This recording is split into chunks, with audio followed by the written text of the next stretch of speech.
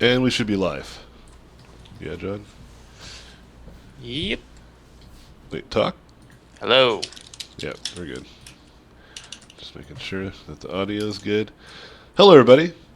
This is which stream is this? It's Robotpencil. Should be No, Robotpencil now. no, which number? 8. We're on the eighth one?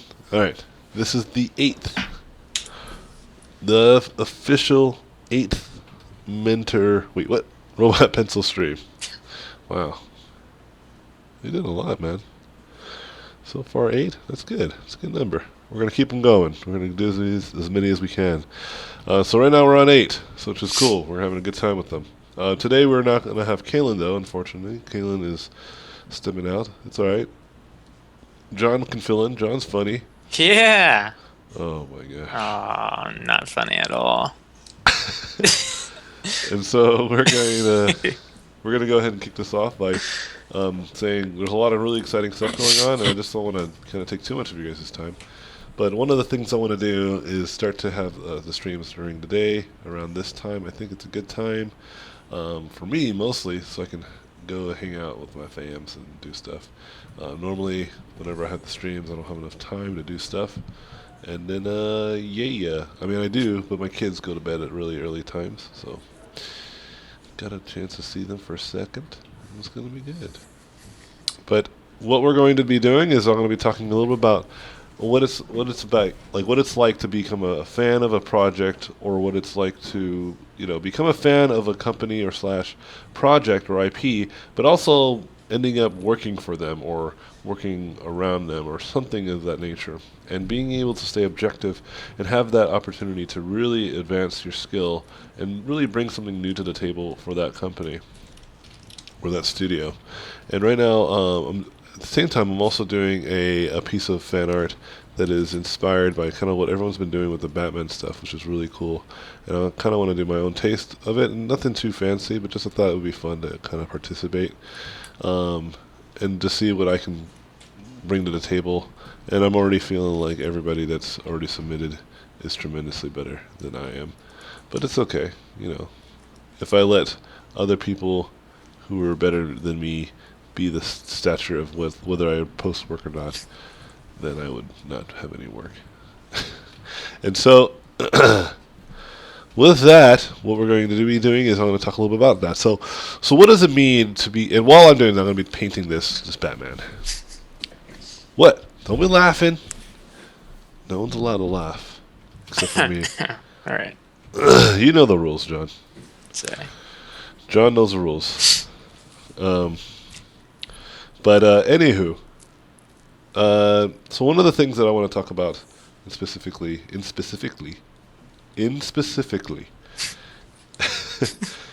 that becoming a fan of a project is great, and it's a lot of fun. In fact, I encourage people to have things that they love and projects and companies that they love, because when you have that, you have a target, you have a place in which you want to try to get a job or acquire some sort of employment, which is fantastic, and you have a good sense of direction in which your portfolio will be tailored and customized for. And I think that's the best part of really having a appreciation for a company,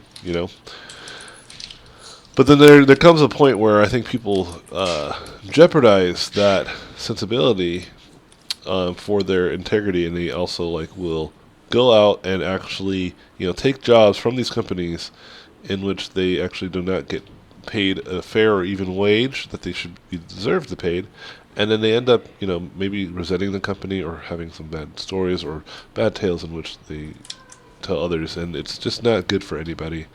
And what I try to get you guys to understand is that being a fan, what does that really mean? Being a fan doesn't mean catering to what other fans have to say. It's really trying to get to the point of what is it that makes you a fan of the project or the company or whatever it happens to be. What is that staple? Because I get this a lot where people will complain about a project or a company because they're not doing a certain thing. I remember there was a really good comedian making fun of this type of idea where fans are like your your best friend but and your biggest enemies. And what happens is, like, for example, there was a band called Vampire Weekend, I believe it was called. Is that a band? Vampire Weekend, yeah. Yeah.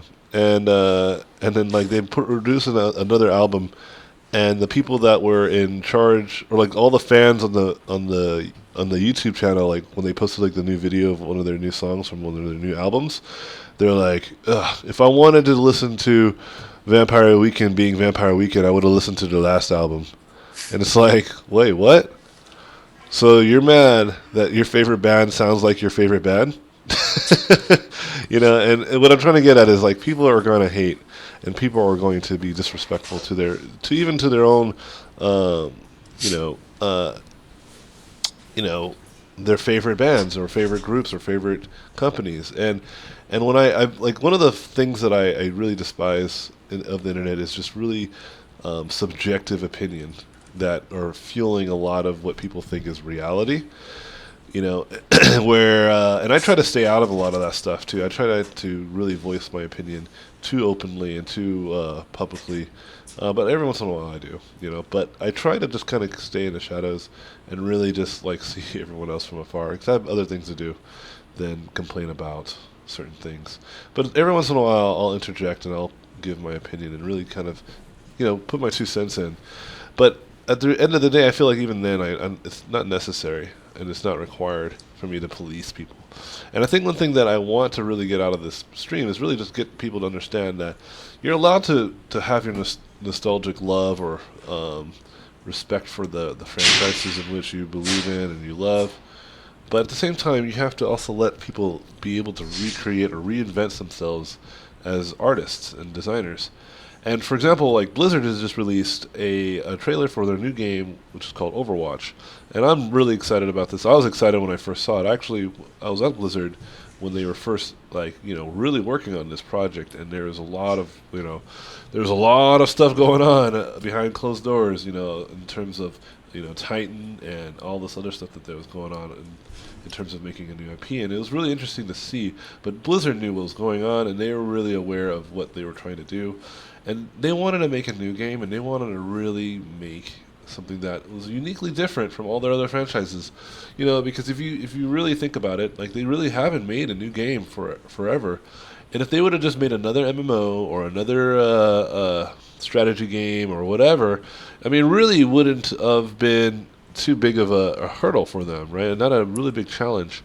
And so what they were trying to do is they're really trying to put two worlds together right now, specifically. From what I gather, they're trying to bring, from what I gather from what they've shown and what they're really trying to do, is they're trying to put together a game in terms of like the feel and sensibilities of Team Fortress, both in tone and fun, and even in terms of like a first-person shooter. But then they're trying to bring also like the diversifying character differences that you would find in like a fighting game, like Street Fighter or even a MOBA like League of Legends, which I think is actually a great idea, and it's something that there's a new kind of genre of gaming right now, and I think they're really trying to make a staple and a mark in there, just like they did with the strategy games industry, with the MMO world. Like when they released those games, they really kind of shaped how people felt and approached those things. And I'm a big fan of Blizzard, and I left the company for very specific reasons, and I always tell people Blizzard was one of the best companies I've ever worked for, and the only reason I ever left is because I'm doing my own thing. I'm being able to self-sustain my own lifestyle and my own you know my own work, and I'm able to do the things that I want and the things that I love. And if I ever had to leave Blizzard, it's really one of the only reasons why I would leave, right? Because I really love the company, and it's here where I love to live, is Irvine, but it just was not a good fit in terms of what opportunities came to me later. But with that being said, as a fan of the company, I also had my criticisms and I also had my concerns. But as a person who was working there, I didn't really. I voiced it to them directly, and always was very honest and transparent about the things. And what's great about them is they did listen, and they were very aware of these types of problems, and it was really cool. And I was very objective about it. I really put aside my fandom and say, just because I'm a fan doesn't mean that I'm not allowed to voice an opinion. But just because I have an opinion doesn't mean that I can't I have to be subjectively voicing it. So I really put a lot of thought into what I wanted to say and what complaints I had. So there's a few complaints, and I'll tell you what they are, and I'll be objective about it and really explain to you guys what they are. But as a fan of the company, I was excited to see the release of Overwatch. I was excited to see how the trailer came out.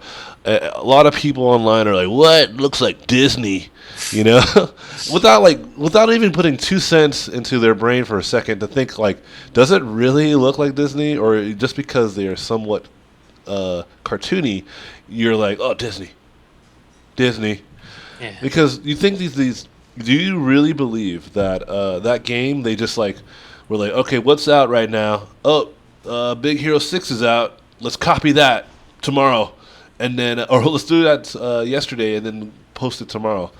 This was in years in development. There's no clue. There's no way for them to really know kind of predict specific things and trends of art styles, right? I mean, if you guys don't know, they've been developing games for quite a while, and this is something that Blizzard does really well is just focus on gameplay and artistic stylized work. They definitely have their taste and flair on it. Look at like Warcraft and Starcraft. It is still debated that those games artistic influences are driven mainly by Warhammer, right? Right, everybody knows this. Even Blizzard knows this. Even like I believe Chris Messes himself admittedly said, like, yeah, we used to play Warhammer like a lot. So yeah, we were kind of influenced by Warhammer and Lord of the Rings, right? It's clear, and there's something to be said about like, okay, well, when we get past the artistic styles of games, because no one really says like, well, Battlefield and Modern Warfare look the same because they're both contemporary military games, right? But they literally are the same, It's like, well, uh, this looks like the same as that. I mean, we can definitely. Why did Battlefield have to be an American militarized art styled game? It could have definitely been some other, like one of our allies. You know what I mean?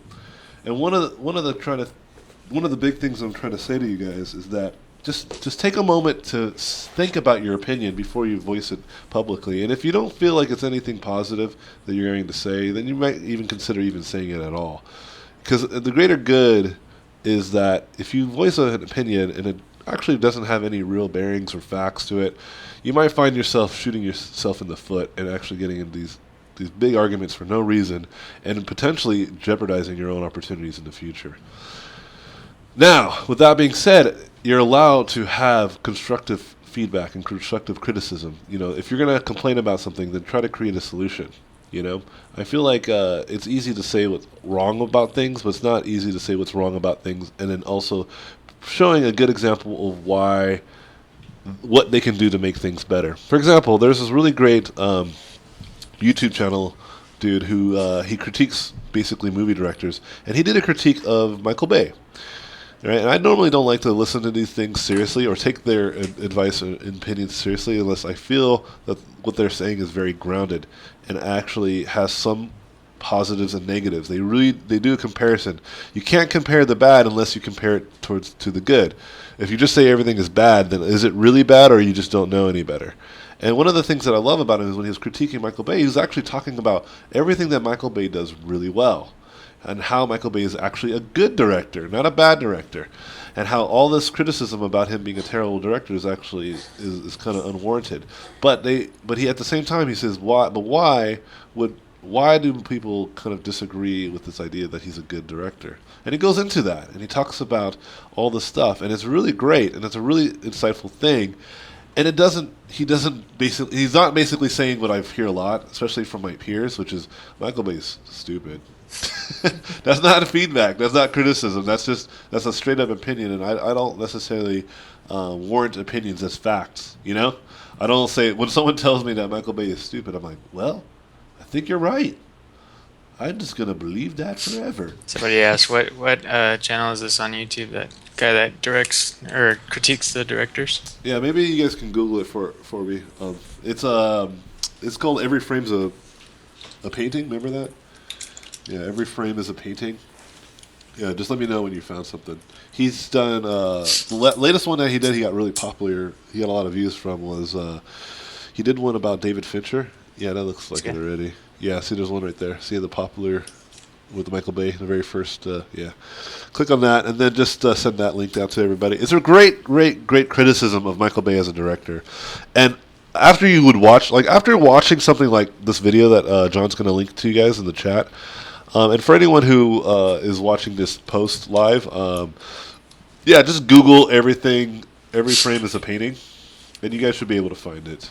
It's not. It's like John just did like one Google search and he found it like immediately.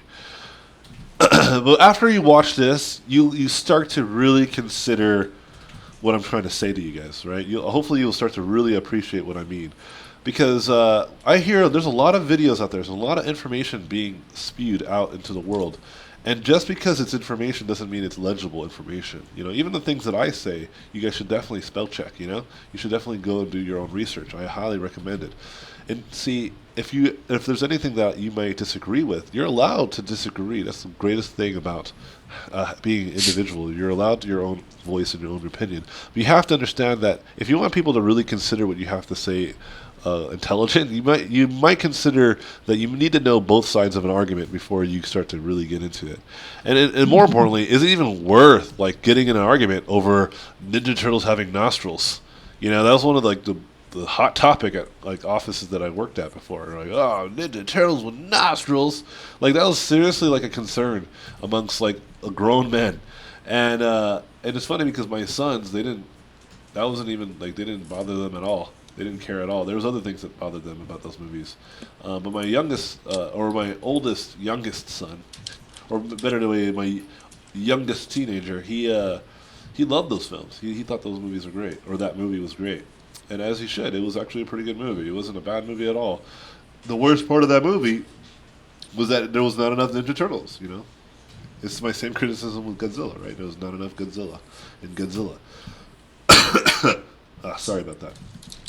And so, going back to what I'm trying to get at is, so I hear a lot of this criticism, and a lot of people like already bashing like Blizzard and their attempts to make something new. And it's like, come on, dude. This is a beloved company. They truly listen to their games. In fact, one of the complaints that I have about some of their games, specifically World of Warcraft, but this is, I think, more of a subjective opinion. I'm not going to just sit here because I just want to kind of make a point, is that one of my biggest complaints was World of Warcraft becoming more and more catered to, you know, casual gameplay. And I just was really opposed to that because I'm a hardcore gamer, and me and my friend we both agreed. We were just like, you know, it was better when we could just hunt players and ruin their days. Yeah, totally. You know, but like in hindsight, that's Blizzard reacting to people and say, dude, some guy was camping me for 3 hours straight and he ruined my day. And that was me. Right? I'm on the opposite side of that. I was like, how dare they put laws in their game? You know, it was basically me as a criminal and someone like stealing from a Quickie Mart, and then one day the Quickie Mart puts a lock on the door, and I'm like, I call the Quickie Mart owner and say, what the hell? You put a lock on your door. Like, dude, I can't steal stuff anymore. And they're like, well, don't steal stuff, man. No, shut up. I'm right. So, but my point is like that, again, that's very subjective in opinion. It's not really, you know, I think that the game is actually still good. That's why people still play it. You know, my subjective opinion doesn't support reality, right? And so it's very important that you guys understand that. Like people would say Ninja Turtles is going to be a bad movie, but yet it's sold extremely well. Michael Bay is a bad director, but yet he makes billion-dollar movies. You know, you have to think like, wait a minute. Am I spewing facts or an opinion? And that's something that you should definitely value as something you consider in your own in the way you talk to others and people in the industry, especially people in the industry. Like if you're talking to someone else who also is in the entertainment industry, you know, don't come off as like some sort of negative negatron and just everything sucks and I know what's right, because unless you've made a Hollywood blockbuster or unless you've made a successful product, I mean, you really are talking from the sidelines. You know, you're definitely being more skeptical than practical, and speculative versus, you know, basing it off of reality. And there's nothing wrong, like I said, there's nothing wrong with having your own opinion. There's nothing wrong with truly, you know, saying what you believe, but you have to be prepared for the repercussions of that. And if you don't like the type of reaction that you may get from those types of from your opinions, then maybe you should reconsider: are your opinions really making a change, or are you just kind of just being a dick? Right?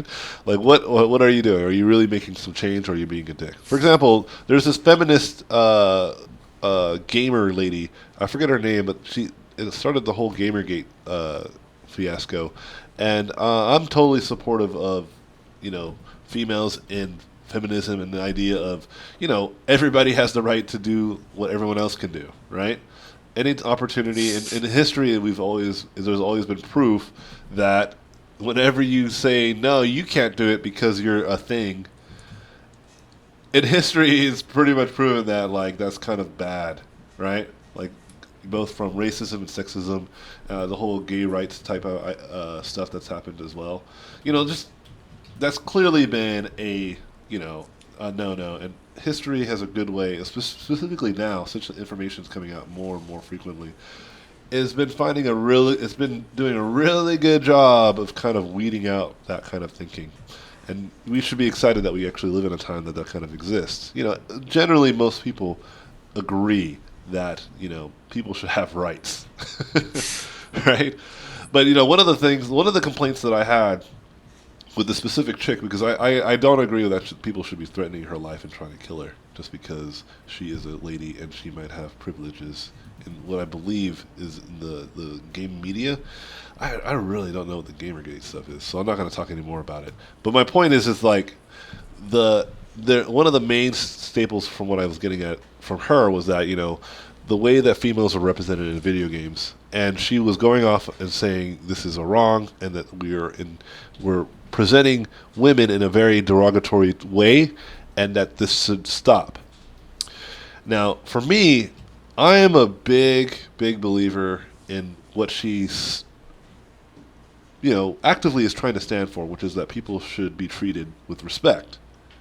But I am also like looking at what she's saying and thinking, but it's a video game, And what makes you have the right to tell how other people should make a video game, Because if you really think about it, if she can control how a video game, like if she is trying to dethrone these developers into making a video game that just has a chick with big boobs in it, then doesn't that mean we can tell Justin Bieber to stop wearing baggy pants and taking off his shirt? Right?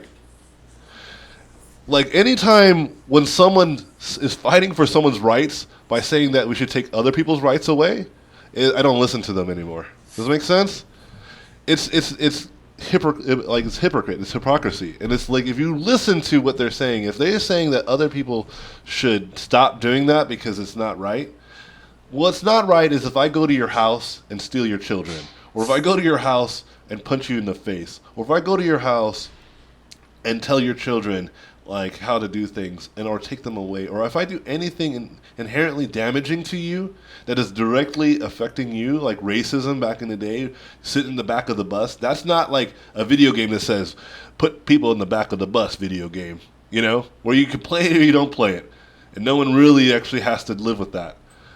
And to me it's like this is entertainment doesn't have to be for everybody. If you don't want to play a game with big boob chicks, then don't play the game with big boob chicks. No one's forcing you. And if she really believes that these developers are developing, like I worked on God of War, and where inherently one of the games, one part aspects of the game was that you basically just bang chicks for health, right? There's like a button mashing sequence game, and you just do it, and it's a little fun, and you just bang chicks for health, right? And it's fun and it's awesome, but that's not the only part of the game that makes it awesome. It's not like, okay, I'm only buying God of War just for that that 1 second boner scene. I'm all about that, and then I'm gonna go to GameStop and sell it.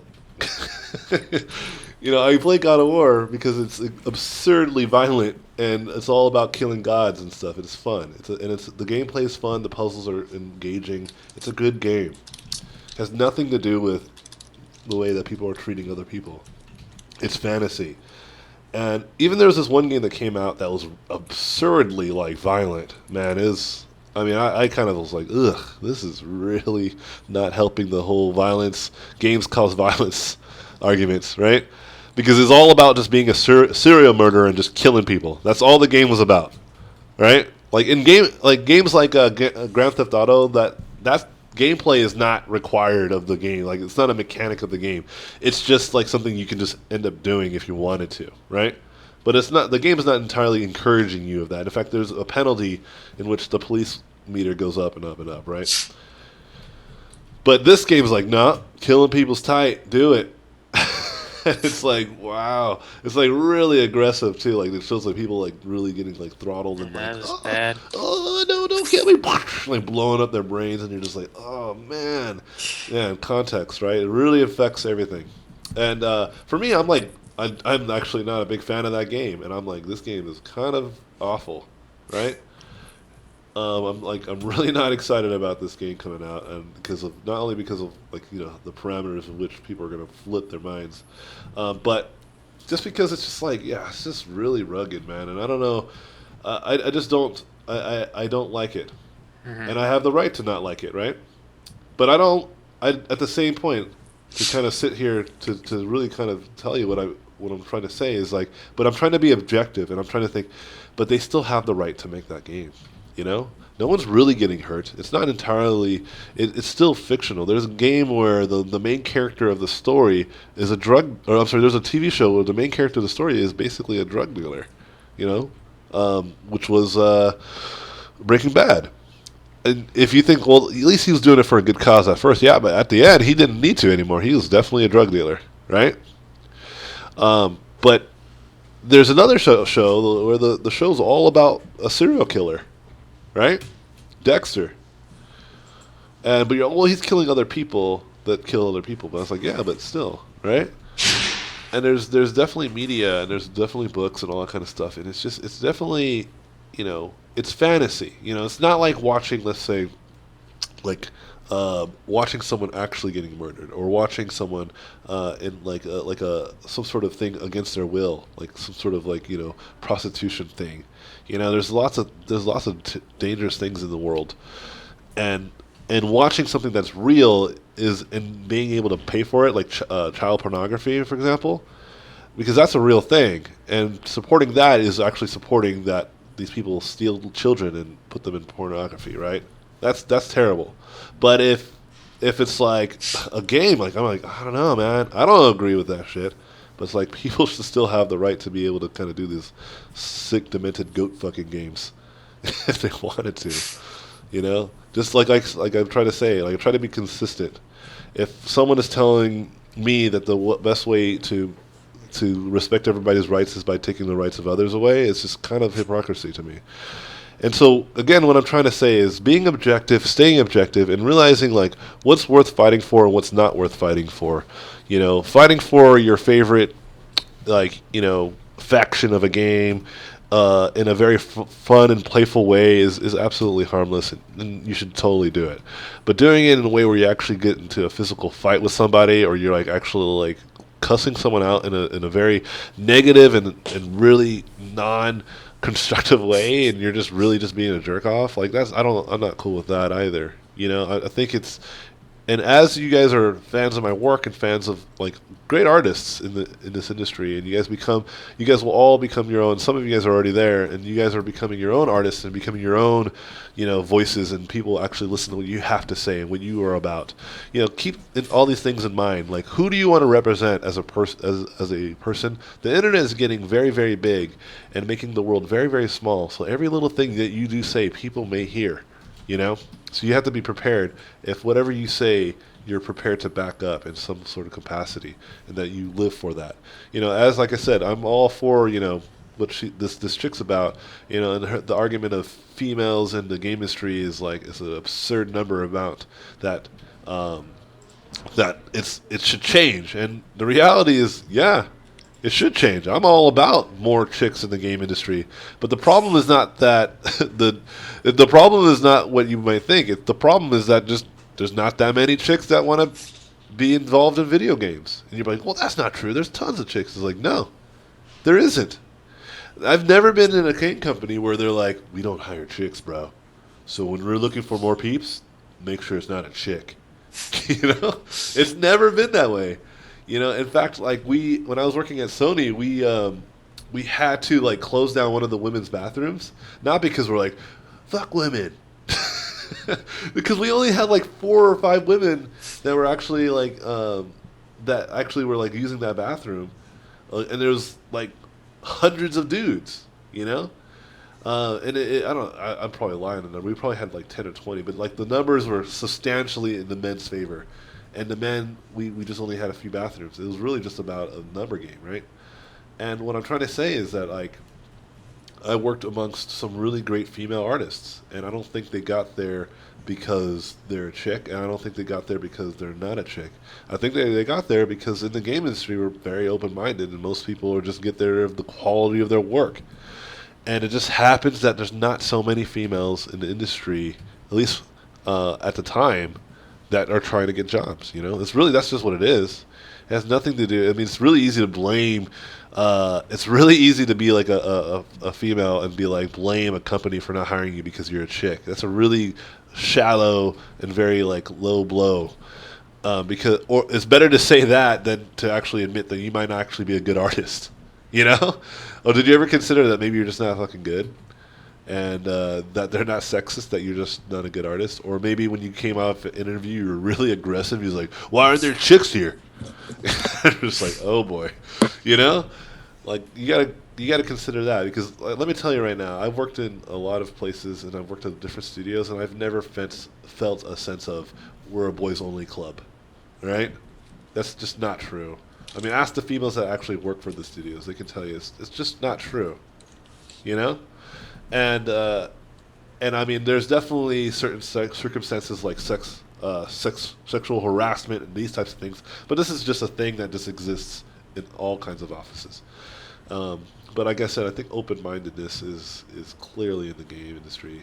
I'm not trying to speak for every studio that I'm not going to be like I know every pilot in the world, like in that Family Guy episode where Peter walks in. He's like, "I'm a pilot." He's like, "You're not a pilot, because I know every pilot in the world." I'm not going to try to speak for every company because I'm sure they. I would bet that there are companies out there that are like, we are a boys only club, but I just don't know who they are. I just don't know of any. And if they're there, then yeah, fuck them, you know. But I just don't know who they are, and I don't know where they would be. And so, getting back to all this stuff, I'm excited about Overwatch. Overwatch looks great. I feel stupid now that I didn't go and play it because I could have play tested it, and now I'm just like, oh man, it looks so much fun. I should have played it, just so I could brag. Oh yeah, I played it way before they started putting it out there. But now I can't do that. I have no clue how the game works, and so yeah, I mean, I'm excited for it. I'm excited for anything that Blizzard does. I'm still a huge fan of the company. I'm a big fan of lots of different companies. I'm a huge fan of Riot and everything that they're doing these days. Um, and yeah, that's pretty much it, guys. Oh yeah, I was going to talk about like kind of my complaints and what I think Blizzard should do and what they could really benefit from if they did this. One of my main complaints from Blizzard was I think if they really took advantage of their talent in a way where they actually trusted their artists and their technicians and their engineers to create their own IPs individually instead of like separately, right? Like it doesn't have to go through some sort of weird hierarchy. Like just why not just say, hey, why don't we do like something where we have a lot of people on our in our company have an opportunity to work on and make something that is a Blizzard title but under no supervision, like no real crazy supervision. You know, just give them a few months to create a prototype of some sort and show it to us. You know, Blizzard can definitely afford that, and Blizzard can definitely benefit from that. I think only good can come from that. I believe one of the things that happened with Hearthstone is like there was a bunch of guys who after work was working on Hearthstone, and that's how Hearthstone became the game it is today. They actually built a great prototype, and they showed the higher ups, and the higher ups just could not deny the awesomeness of Hearthstone. And now it's one of the like leading makers of income for the not only for the company but in the world. It's like one of the biggest uh, money making game that's out now. And I'm just trying to say like imagine if this was embraced, this type of idea of like why don't we just harness. We have the best in the world. Why don't we harness that? You know? They really do. Like I worked with some of the best mother effing artists I've ever worked with in the world, at that studio. It was one of the best learning experiences as well as a real kind of humbling experience. And so I feel like that's something that they can do today. It's like there's the risk reward is clear to me, but I don't work there anymore, so I don't really. They don't have to listen to me. They can be like, "Shut up, Anthony." I'm like, "Oh, I'm still really good friends with a lot of people who work at the studio, but it's just something that I, as my own objective opinion about them, because I worked there, I appreciate their games, and I saw kind of how they worked, and they work pretty good. They really are really good at the things they do, and I think if they can harness more of that, Warlords of Draenor, like when they did those little miniature shorts, that's again proving the case. When you take small teams of people and put them to work on something cool, that's what they did. They produced that. Those those Laura Alston painting stuff. Those are freaking amazing, and I was a little bit a part of those, just a little bit. And that's just right around the time I left. Um, but those were great too, man, and I was a big fan of them. But anyway, so we have about 17 minutes left for like some good Q&A. So let's go ahead and do that. Yeah. Yeah.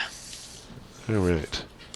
So the first question says, you said you started studying hardcore at the age of 23. I was wondering if your family supported you, so you didn't have to work for the next two and a half years. I'm in a similar situation, and I'd like to know how you worked that out. Yeah, my family supported me, of course, and even if they didn't, I just did whatever I wanted anyway. I mean, like they trusted they trusted my ambition, and I think that was enough for them. But like for me, I had student loans that kind of supported my life, which I'm still paying for. But that was one of the biggest things for me was my student loans. Really, it was kind of something that I had, and so if you have some sort of way to pay the bills and kind of keep your lifestyle afloat, then absolutely embrace that and live for that. But if you don't have any luck with that kind of, if you don't have anything of that caliber in your life to really set you up for success, then I really don't have too much advice for you because I didn't live an alternative life to be able to like, well, alternatively, the life that I lived was this, But aside from what I'm trying to say is like, yeah, if you just really focus all your time on just working hard and just really tell your parents or whoever's in charge of giving you money and really helping you out, support your lifestyle, just try to let them know that you're going to do your best to become the best. And I think they should trust that and appreciate that. If they don't, then I'm sorry. But if they do, awesome. Um, they should. If they love you, they should. If they don't love you, then maybe you should consider that it's okay to do whatever the hell you want now because apparently your family doesn't love you. You just bigger things to to be worrying about, and you don't want to be wasting your time. Like one of my really good friends, he he was just coming out. Like he was gay. He was just coming out, and he was really concerned about how his family was going to react. And I told him, I was like, look, like if they react like really negatively, then you know where they stand, and that's fine. They're allowed to, they're allowed to have a reaction that's not entirely positive, but it's what they do after that. Like if they continuously neglect you and just kind of avoid you forever on, I mean that sucks. But at least you know, right? You can't hide from who you want to be and what you want to do, right? Um, but I know your parents, and they seem really cool, so I'm pretty sure they're going to be like, "Oh, that's weird." And then after a while, they'll be like, "Whatever, we love Edgar," right? And that's kind of what happened. That's exactly what happened. And like at first, they were kind of weird about it, and they're just like, "Whoa, what the?" This is like a big thing to say to somebody, and they had like a whole expectation of who you are as a person. And now they're like totally supportive of who he is and what he does. And it's funny because there was an instance where, well, one of his mom's friends was like talking trash about like gay people, and she's like, "Whoa, like my son's gay," like she was actually like proud and like defensive in the sake of my friend. And I think not to say that you're gay because this has gone into a whole different all I'm trying to say is, like, if you have supportive family, then they should support you regardless. And if they don't, then just deal with that in other capacity. Don't let something like that hold you back, though. Because you'll regret it. You'll absolutely regret it for sure. Um, and you don't want that kind of you don't want to put that kind of hate on anybody anyway. Just prove them wrong. That's the best way to go about something like that. Like, just show them that it's all good, but you have to prove them wrong. Got about 13 questions left, so Question a minute. Let's go. head up, heads up. First it says Head up. head up. I feel like edges is an important fundamental to learn. Do you have any recommendations on how to go about studying edges? Yeah, I just look at reality often. Like, reality has the best reference in most cases. Yeah, if you're trying to learn edges, just look at the separation between edges and reality, and you'll get that information that you're looking for. But in terms of references, like specific references, I can't really tell you exactly. I just know that the person who really got me to open my eyes about edges was Jason Chan. So I'll definitely take a look at his stuff. He's really good about that kind of stuff. What are some of the top 4 cliches illustrators put out on their portfolios/websites? Cliches? Anyone? Well, I don't know. I'm not too big. I'm not entirely opposed to cliches. Cliches are a great starting point, especially. Um, I think what it is that if you're trying to stand out as an artist, you definitely want to have something that people can be familiar with, but then be able to, like, take that and just flip it and switch it, so that way when they're looking at your image, they're seeing something, relatively unique and new, which is cool, right? But nothing is entirely unique and nothing is entirely new, and so I don't know. Like, I can easily say stuff that I do as well, which is like putting just 2 rim lights, like a blue and an orange rim light, on opposite sides of the forms. Uh, Big boobs, lots and lots and lots of metallic armor, right? What else? There's tons of things we can go. The Frazetta hands, Frazetta illustrations. Those are all cliche now. I don't know, man. There's tons of stuff. I wouldn't really be too concerned about that. I think overall, I'm a big fan of just good artwork, even if it's very cliche. For example, like, we were just talking about this in one of my classes, that Game of Thrones is extremely cliche in terms of design, but nobody cares. It's an awesome TV show, right? But, like, I mean, if you look at their designs, I mean, they're really nice, they're very high quality, but they are very just medieval, right? Same thing with, like, The Hobbit and Lord of the Rings. Just pretty much medieval. I mean, if you didn't know any better, you could look at both of those movies and think they're from the same universe, right? Other than other than context and the tone of those movies, you would probably just see them as the same. Someone asked, when designing characters, how often do you use reference compared to free form? I use reference all the time. But the reality is that what kind of reference am I using at what time? Right now, for example, I'm using reference in my brain mostly, but I was using cars. In fact, I'm going to use cars again because I feel like I'm getting way too crazy with this. Too soft. I started with, like, really hard-edged stuff, but now it's, like, very clean and very soft. I think I'm getting influenced by Tyler. Tyler, you in here? Get out of here. I can feel you in here. My bones. That's funny. Just like everything's very long legs and very soft cloth everywhere. But yeah, I use reference all the time, and I like to tell people, like, if you don't have any real strong information in your head, just floating in your head, like if you don't know anatomy well, like if you don't know, like, the difference between the ulna and the radius, and you don't know where they are and you don't know how they work, then you're gonna have a harder time drawing a forearm than someone, like, let's say, like me, who has spent some time in that and has some understanding of how those things would work, right? And so it's very, very, very important that everyone realizes that reference is constantly being used, whether it's subconscious versus external, right? Like, where it's out on the table for everyone to see as well. For someone who is already very close to being employable as a concept artist, but could also see themselves being happy as a character artist, do you think it would be unwise to switch to studying character art? I ask because concept art is super competitive. There are fewer positions, and I've even heard that the pay is lower.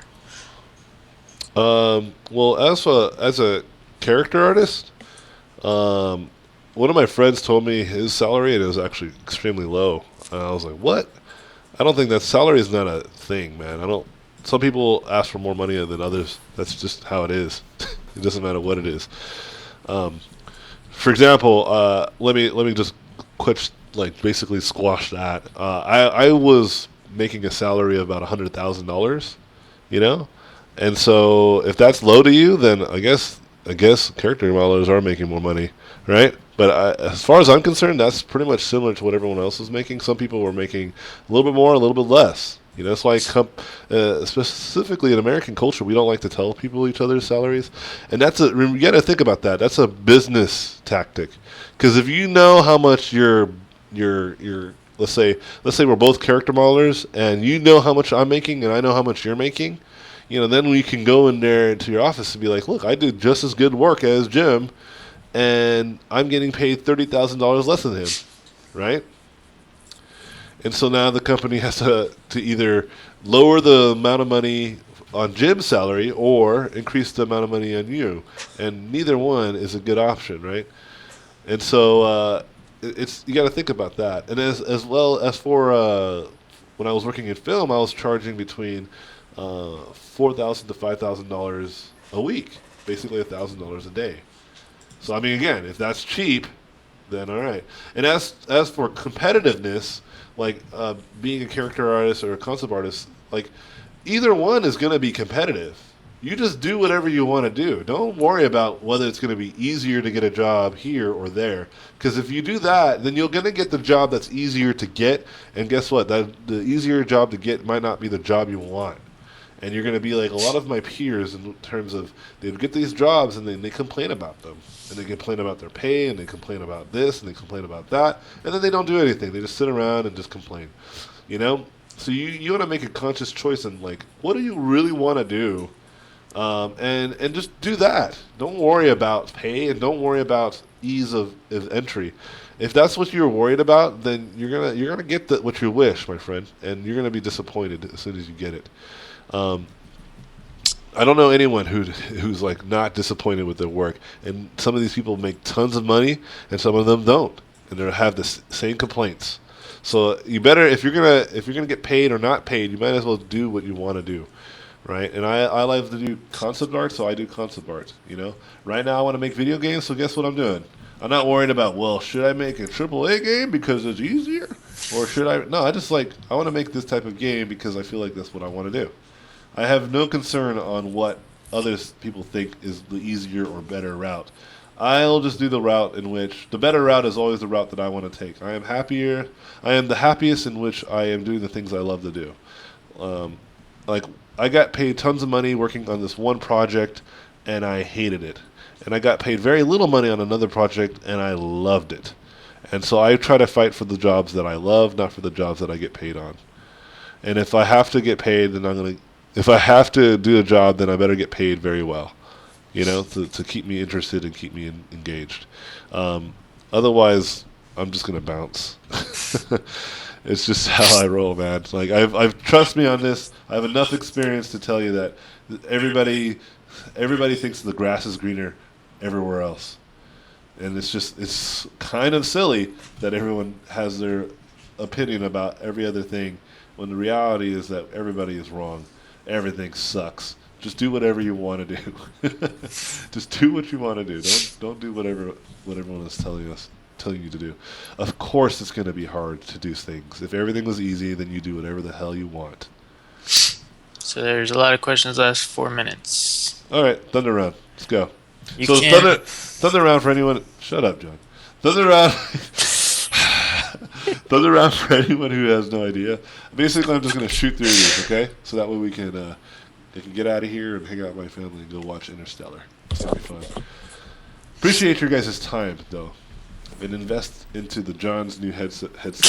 So far, we're at $4. If there's a Yeah. PayPal button on the bottom. You can donate $1 or more. Feel free to donate for All the right. funds for John to have a better Next headset. question says, you can paint fantastic work in a pretty short time. I feel I can produce good work, but I'm not very fast. What kind of things did you do to Well, practice to get lots and lots of practice with time in mind, like speed paintings with objectives to get a certain amount of stuff done. Next, Do you have a set of custom brushes?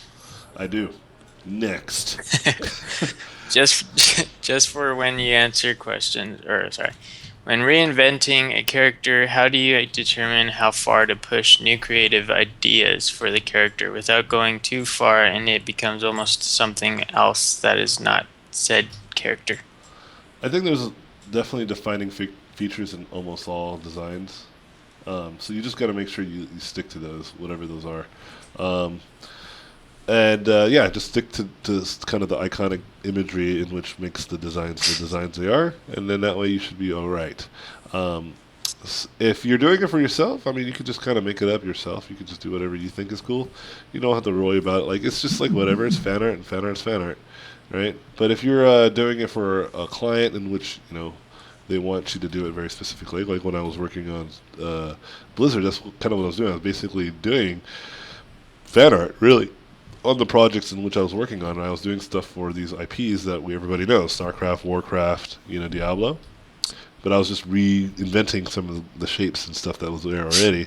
I was just doing it my way, and so one thing that I like to say is just just as long as you keep kind of the iconic stuff around, you should be okay. You should be in the clear. But yeah, I think keep that stuff in mind. It's probably the best thing for you. How do you paint so flawlessly? Lots and lots of Do practice. you use opacity or flow? I use everything. I use opacity, flow, pressure sensitivity, hotkeys, adjustment layers. I use anything and everything to get a very convincing illustration done in a very short amount of time. It's just lots of practice. Um, you can't like the fastest way to paint and to be effective and to paint really well is to know what you're doing. And if you don't know what you're doing, then you're never going to be able to achieve that kind of quality in your own work.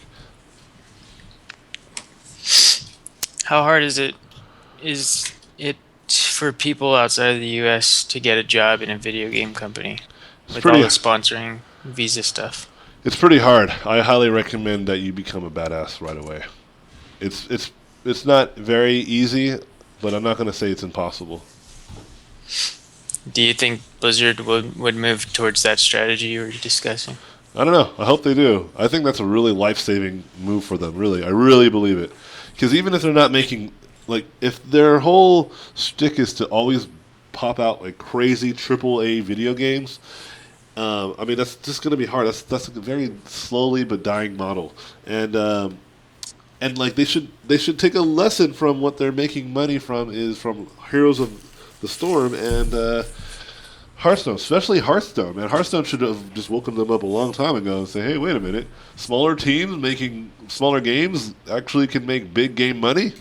Look at League of Legends, man. That's what Riot's been living off for all these years. They don't have any other game. League of Legends is all Riot's got. And they're just pumping out cinematics and crazy contests and crazy freaking championships and sponsorships. They're just bleeding money, man. And so I mean, like it's very clear. Like you don't have. That's the beauty of it. It doesn't have to be weirdly business strategically, like or strategically like business feeling. Like it's just very indie. Like why don't we let our own teams and our own talent come up with a game? And if it's good, it's good. That's it. If it's good, they can feel the good, and it will monetize itself. It's funny how really good games, really fun and good games, monetize themselves. And they should know better because they've made a lot of really good games. you know? So I believe that they know that this is a tactic, but it's a very scary tactic. It seems like put all your eggs in one basket type tactic, but I really don't think so. There's already big companies that do this, like Apple and Google, and who just keep making more profits. So it's not a bad strategy at all. It's a great strategy, and it works. Why did you stop working at Blizzard? Oh, just because I can do my own stuff now. I have my own studio. It's a really easy answer. Good, next. The last question is criticism is a vital part of leveling up for people who are striving for becoming better artists. What should newer artists look for in terms of accepting their flaws or their mistakes? Yeah, I definitely believe in criticism, but I think criticism is best served when the person's asking for it. So if you're not asking for criticism, I definitely don't think it's warranted entirely. But if you are asking for criticism, then you should listen to all and every piece of criticism that's given to you, because even if you might not see the value in it, if you really consider it and really think about it, you might actually learn something from what may have been said to you. Because if someone says something negative about something that you may have done, then maybe they're right. You know, you might just because it may have came from someone that's not an artist, or the way they may have said it doesn't sound intelligent, or whatever the case may be that causes you to maybe to not consider the criticism. You should definitely be prepared for a world of hurt, because there's a lot of people that work professionally that aren't necessarily that good at giving out criticism, but they're like in higher up positions. And so you have to be in a really good position to be able to take any kind of criticism, and more importantly, be able to objectively listen to that criticism and move forward, right, with your advancing your work and skill. Like I said, not everybody knows what they're talking about, but some people do, and even if it doesn't sound like they do, you should definitely consider it. One more question. Okay. How did you work your line? Like drawing straight lines and beautiful lines? I don't do line art. I mean, I've done it, obviously. It's not like I've never done line arts. I've just never kept with it. I just don't necessarily. I don't believe in line art. It's not in my religion. I just don't do it because painting in shapes is much faster. I'm not saying that line art is bad and you should never do it. Line art is actually great. It's a great way of designing. I just don't do it.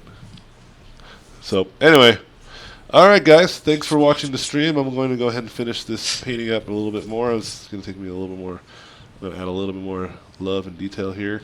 And then, yeah, I'm going to head out, and then I'll talk to you guys next stream.